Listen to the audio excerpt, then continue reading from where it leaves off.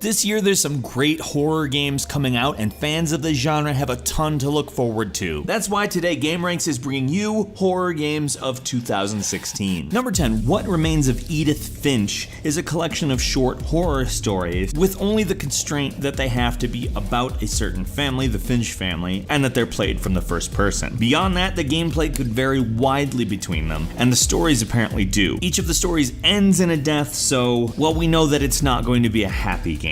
It seems really interesting, and it's cool to see studios take these kinds of risks, making games that I guarantee you aren't going to be easy to market. But on the other hand, it is going to be innovative, particularly from a narrative perspective.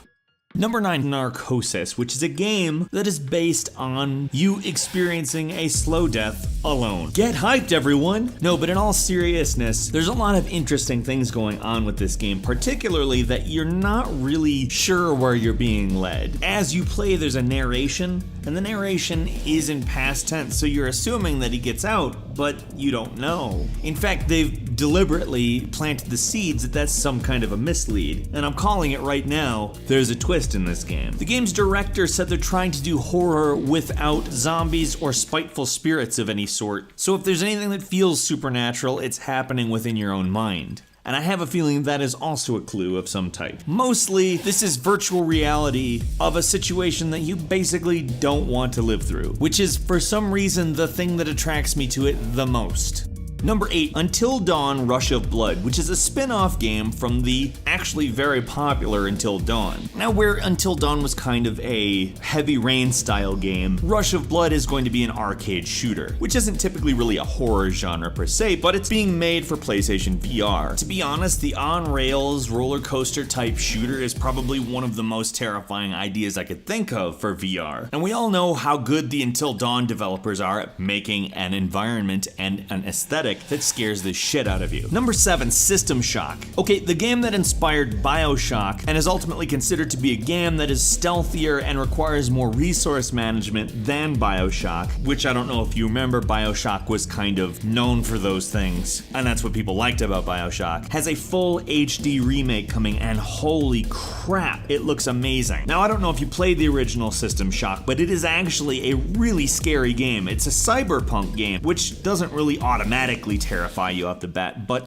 rest assured, this game, in its sound design, story, and visual aesthetic, once you start encountering beings of various origins, will scare the pants off of you. And the amount of faithfulness the new version is getting to the old version is amazing. So fans of the original and an entirely new generation need to get excited. Number 6, Tangiers is a surrealism-based game and draws specifically on stealth for most of its gameplay elements. It reminds me a lot of Silent Hill if you combine kind of avant-garde art with that. This is something I think that everybody at least has to try. It's one of those types of games. Like, it may be that it looks more innovative than it actually is, I don't know. But it looks really cool, and the weird trailer has me pretty stoked. Number 5, Allison Road is basically the spiritual successor to PT, or the Silent Hill playable trailer. Now, everybody was really disappointed when that got canceled, including a lot of game devs. Currently, the most promising game to fill the shoes of Silent Hills, at least I think, is Allison Road. Now, they've pretty much nailed the type of dead silence scariness that Silent Hills has, but I would even say that they went a step further in making a mystery that is a little bit more involved. I'm really looking forward to this game. Number 4, Layers of Fear is being billed as a psychedelic horror game. The name Layers of Fear actually does refer to something, and it's not just an invitation to make Shrek jokes about, which I will refrain from doing, even though that was in its own way a Shrek joke. Layers of Fear is already out, and for everybody who's played it, you know that it's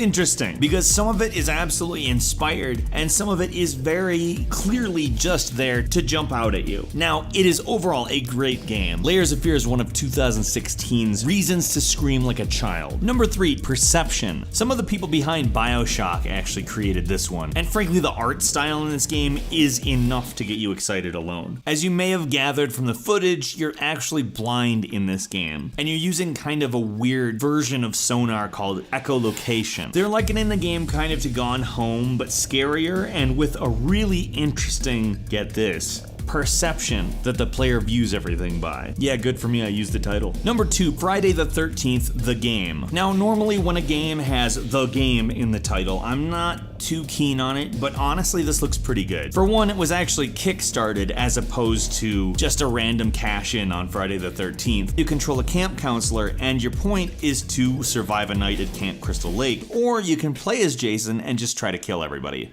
You don't really see too many multiplayer horror games, but here we are. Is a Predator-Prey multiplayer system actually, which given there really isn't a big push for the franchise right now, I think the fact that the game is being made is based entirely because fans want a game. And that's something that makes me feel like it's probably going to busk the trend of crappy movie games. And finally, number 1 is Outlast 2. Obviously the sequel to Outlast 1, Outlast 2 retains a lot of the same elements, but we don't really know a lot about the story. It will be taking place in the same universe as the first Outlast, but they haven't made any announcements as to whether it's going to retain exactly the same gameplay, completely foregoing combat, and making it a run and hide style game. The developers did a bunch of research into the Jonestown Massacre, so I have a feeling that's probably going to give you a clue as to what the story is. But beyond that, we don't really know much. There's just a trailer that's filled with stuff from Revelations out of the Bible, and we know that the original Outlast is terrifying. Also, some bonus games for you. The first is Through the Woods, the story of a mother searching a forest for her missing son in Norway. The Hum Abductions, which is a new extraterrestrial-based story taking place in the Hum universe. Routine, which kind of reminds me of Alien Isolation, but scarier. And Resident Evil 0 HD, which is a full HD remake of the prequel to the original Resident Evil. What horror games are you excited for this year? Let's have a discussion about that in the comments, and also if you enjoyed this video, please click like. If you're not subscribed, now's a great time to do so. We upload brand new videos every single day of the week, and of course, the best way to see them first is a subscription. As always, we thank you so much for watching this video, and we will see you next time right here on gameranx.